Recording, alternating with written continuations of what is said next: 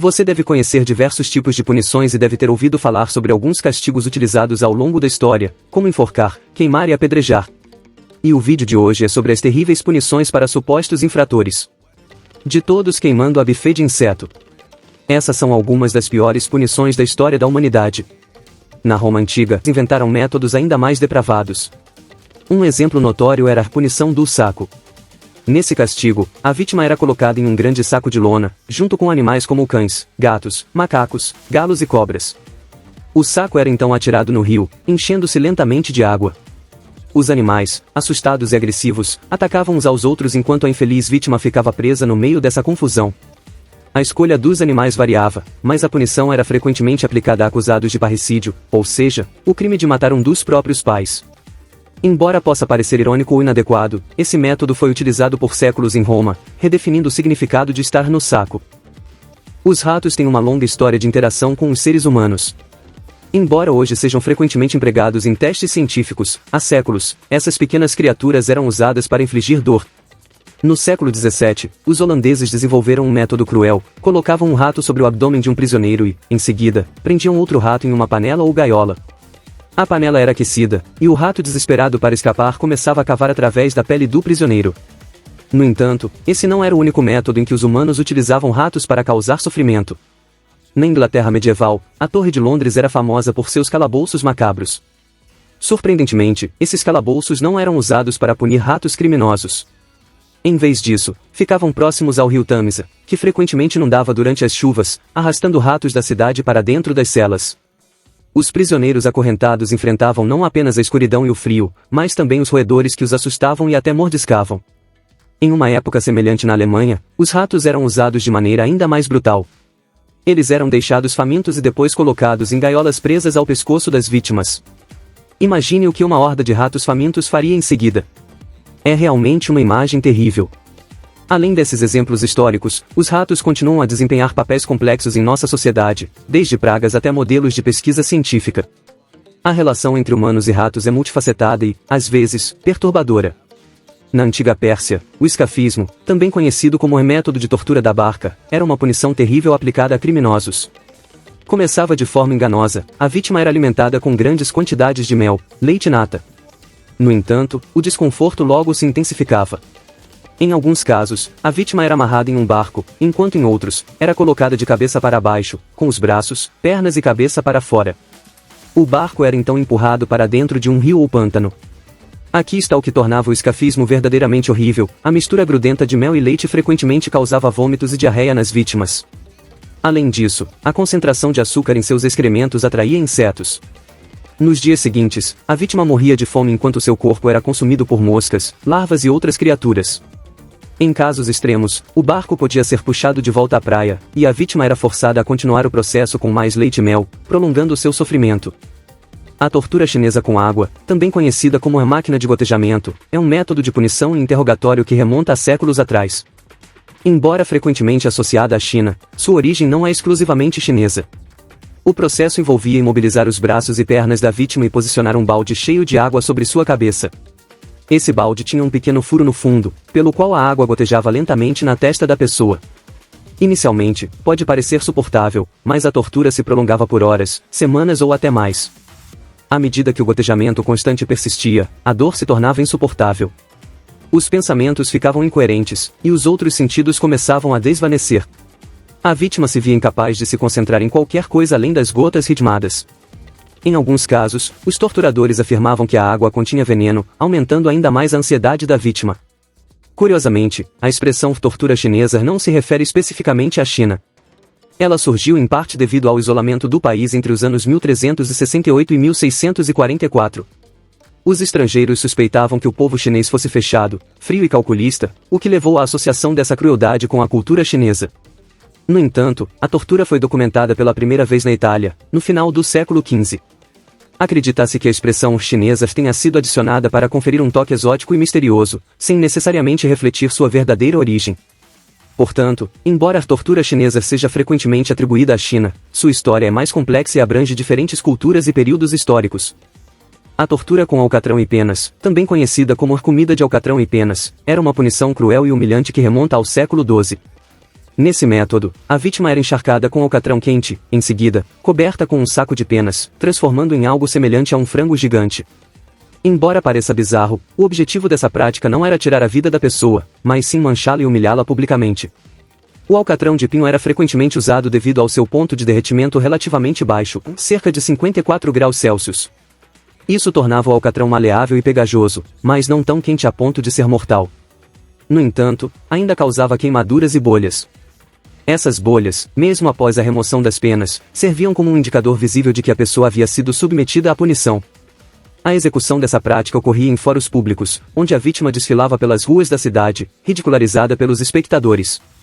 O objetivo era descredibilizar, humilhar e causar dor.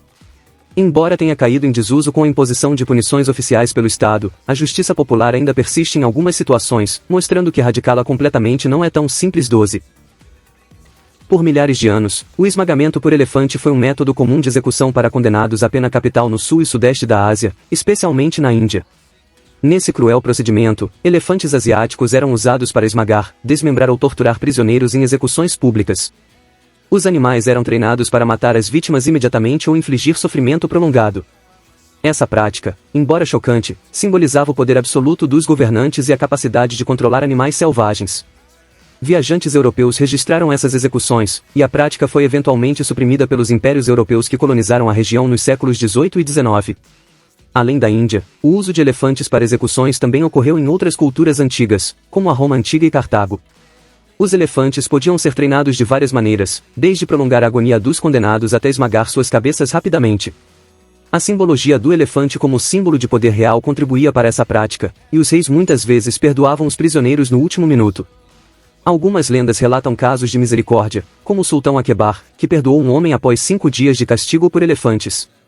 Além do esmagamento, outras formas criativas de punição envolvendo elefantes incluíam arremessá-los contra vítimas ou usar suas presas de marfim para destroçá-las. No entanto, mesmo considerando a brutalidade desses métodos, a execução por elefantes era uma realidade histórica. A tortura branca, também conhecida como tortura de sala branca, é um método psicológico extremamente angustiante que envolve isolamento e privação sensorial intensa. Nesse tipo de tortura, o prisioneiro é colocado em uma cela completamente branca, onde todos os elementos, paredes, chão, teto, roupas e até a comida, são brancos e não refletem luz. Tubos de neon acima do ocupante eliminam qualquer sombra, e a cela é a prova de som, sem vozes ou interação social. Os guardas, usando sapatos acolchoados, permanecem em silêncio. A alimentação consiste apenas de arroz branco, servido em um prato branco, e ocorre em horários aleatórios, tornando impossível estimar o tempo desde a última interação humana. Os efeitos dessa tortura são avassaladores. Mesmo 15 minutos na sala branca podem causar paranoia e anemia, uma incapacidade de sentir felicidade. A CIA supostamente inventou essa técnica nos anos 70 para uso contra Vietcongues, mas ainda é empregada no Irã. Um detento relatou que, após 3 dias, desejava qualquer palavra, até mesmo um xingamento, durante os interrogatórios. A ideia de ficar sem olhar o telefone por tanto tempo é assustadora, e pensar em quão rapidamente alguém poderia enlouquecer nesse ambiente é perturbador. O churrasco do inferno não envolve grelhas ou espetos, mas sim uma cruel invenção atribuída ao rei Fares da cidade de Cirene, na antiga Sicília, entre 565 e 550 a.C. Fares era conhecido por suas tendências sádicas, e aparentemente, até canibalistas. O rei queria criar um dispositivo de tortura verdadeiramente aterrorizante. Para isso, contratou o inventor Péricles, que era ainda mais perturbado do que ele próprio. Péricles criou o touro de bronze, uma estátua gigante feita desse metal. Mas o interior do touro era o verdadeiro pesadelo, uma câmara onde a vítima era colocada e apertada antes que uma fogueira fosse acesa sob a estátua. À medida que o touro de bronze aquecia lentamente, a vítima era cozinhada viva dentro dele. Mas a crueldade não parava por aí. As narinas do touro estavam conectadas ao seu interior, de modo que os gritos agonizantes da vítima reverberavam para fora da estátua, imitando o som de um touro raivoso. Péricles, o inventor, acabou sendo vítima de sua própria criação. O rei Fares, após se divertir com a execução de outros, ordenou que Péricles fosse colocado dentro do touro de bronze e queimado vivo. Uma reviravolta irônica para o sádico inventor. Portanto, a lição aqui é: cuidado com as invenções perversas que você cria, pois elas podem se voltar contra você de maneira surpreendente. Fervura mortal. O primeiro registro de fervura mortal é do imperador Nero na Roma antiga, onde as vítimas eram principalmente os cristãos. Em 331 o rei Henry VIII da Inglaterra assinou uma lei que punira o crime de envenenamento com a prática da fervura. Isso porque era provável que o rei Harry tivesse o medo extremo de que isso acontecesse com ele. Na Idade Média, muitos objetos de tortura assustadores eram, na verdade, falsos. Museus e charlatães criavam engenhocas absurdas que povoavam a imaginação do público. No entanto, um desses objetos era terrivelmente real, o cavalo de madeira. Também conhecido como cavalo holandês ou burro espanhol, esse dispositivo de punição era popular em toda a Europa medieval. Consistia em uma viga de madeira quadrada sustentada por várias pernas de suporte. A vítima era forçada a montar nessa viga, com as quinas desconfortáveis pressionando a virilha e as laterais das pernas. Embora não fosse letal, o cavalo de madeira causava dor intensa e restringia o fluxo sanguíneo nas pernas. Alguns modelos tinham cabeças e rabos falsos e podiam acomodar várias pessoas simultaneamente. O Reberço de Judas, uma versão mais pessoal desse dispositivo, consistia em um único espeto montado sobre um cavalete. George Washington chegou a considerá-lo uma excelente forma de obter informações de prisioneiros durante a Guerra da Independência dos Estados Unidos. A caixa do apagão, também conhecida como a Blackout Box, é um método de punição e interrogatório utilizado pela CIA durante a Guerra ao Terror. Embora o ex-executivo da CIA, Buzzy Cromgarden, e até mesmo o ex-presidente Obama tenham admitido que os Estados Unidos cometeram torturas, alguns preferem o termo interrogatório avançado. Essa caixa é grande o suficiente para acomodar um ser humano agachado dentro dela. Imagine prender alguém em um espaço extremamente escuro e apertado. Para aumentar o estresse, às vezes é tocado um som agudo e perturbador de crianças chorando. Em 2015, uma jornalista passou por uma demonstração dessa caixa. Em menos de 15 minutos, ela implorou para ser retirada de lá.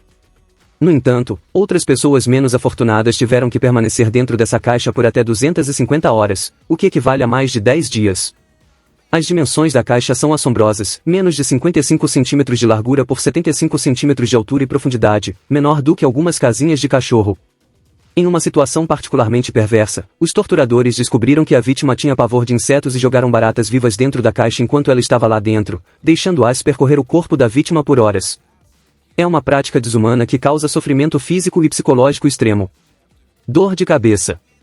Nossa próxima história trata da iconoclastia. Não se trata de uma banda de metal formada por ícones. A iconoclastia refere-se à destruição de ídolos, textos e monumentos religiosos. Esse movimento varreu o Império Bizantino por volta do ano 720. Acreditava-se que o segundo mandamento bíblico proibia expressamente a adoração de imagens, e essa ideologia persiste até hoje em certa medida no judaísmo e no islamismo, que são duas das 3 religiões abraâmicas. No entanto, nem todos os cristãos concordavam com a iconoclastia. Alguns cristãos do século VIII apreciavam suas pinturas religiosas e ícones. Os irmãos de Teodoro eram anticonoclastas, corajosos o suficiente para enfrentar o imperador Leão V. Eles marcaram uma audiência com ele por volta de 810, pedindo que ele não se intrometesse em assuntos eclesiásticos. Surpreendentemente, o imperador reagiu bem e os sentenciou ao exílio em uma pequena ilha. Após o assassinato de Leão V em 820, os irmãos recuperaram sua liberdade. No entanto, o novo imperador Teófilo era menos clemente. Ele sujeitou os irmãos a 2 dias de tortura, gravando um poema de 12 linhas insultando-os em suas cabeças com agulhas quentes. Essa prática era tão comum que os irmãos já eram chamados de cabeção na escola. Mesmo assim, eles não aceitaram a iconoclastia. Teodora, por outro lado, foi exilada e acabou se tornando bispo. Quando a veneração de ícones deixou de ser um crime, ambos os irmãos foram canonizados como santos Tafanes e Teodoro. Irônico, não é? Suas imagens agora são celebradas como arte religiosa após todos esses séculos. E aí, o que achou desses castigos? Já conhecia algum deles? Me conte nos comentários. Não esqueça de seguir o perfil, para não perder nada. Espero vocês no próximo vídeo.